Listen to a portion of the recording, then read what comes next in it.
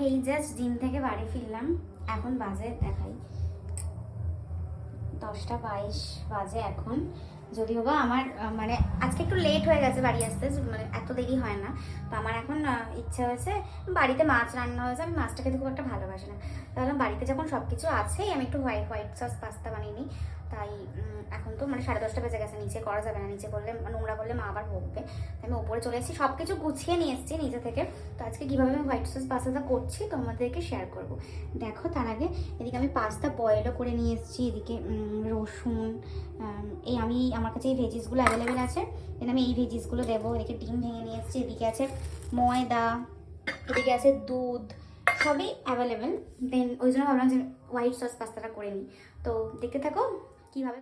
আগে আমি ডিমটাকে ভর্তি করে নেবো, দেন আমি আজকে পুরো রান্নাটা বাটারেই করবো অবশ্য, কারণ আমি সব কিছু রেডি করে নিয়েছি, তো না করলে হবে না।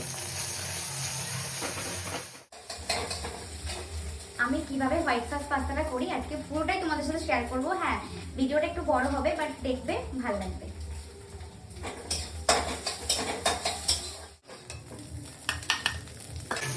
এগুলো দিয়েই করছি। একদম হালকা জাস্ট সতে করেছি সবজিগুলো আমি, আর দরকার নেই, এইটুকু করলেই হয়ে যাবে। আর দুধের মিশ্রণটা এখনো বানানো হয়নি, এটা একটু বানিয়ে নিই। দেন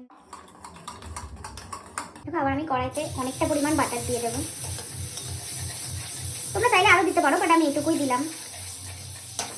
কিন্তু অনেকটা পরিমাণ দিতে হবে, কারণ রসুন আর এই বাটারটা মিশিয়েই হচ্ছে টেস্টটা কিন্তু আরও বাড়িয়ে দেবে। এই চেষ্টা করে রসুনটা অনেকটা পরিমাণ দেওয়ার। আর দুধের যে মিশ্রণটা, জল দিয়ে যে মিশ্রণটা করেছিলাম, এটা আমি আস্তে আস্তে ঢেলে দেবো। এটা কিন্তু দেওয়ার সাথে সাথে মধ্যে দেবো অরিগানো। অরিগানোটা কিন্তু মাস্ট, এটা কিন্তু দিতেই হবে, মানে এটা স্কিপ করা যাবেই না। অরিগানোটা এর মধ্যে দিয়ে দেবো চিলি ফ্লেক্স। তোমরা যতটা ঝাল খেতে পছন্দ করো সে ততটা দিয়ে দেবে, আমি এতটাই দিলাম। অরিগানোটা কিন্তু মাস্ট, এটা দিতেই পারো। চিলি ফ্লেক্স তোমরা স্কিপ করতেই পারো, কিন্তু অরিগানো কিন্তু স্কিপ করা। আমি কিন্তু পাস্তাটা একটু মানে পরিমাণের তুলনায় একটু বেশিই বয়েল করি, কারণ খেতে ক্রিমি ক্রিমি লাগে, বেশ ভালো লাগে। তুলে নেবো, এটা আমার একদম পুরো রেডি হয়ে গেছে।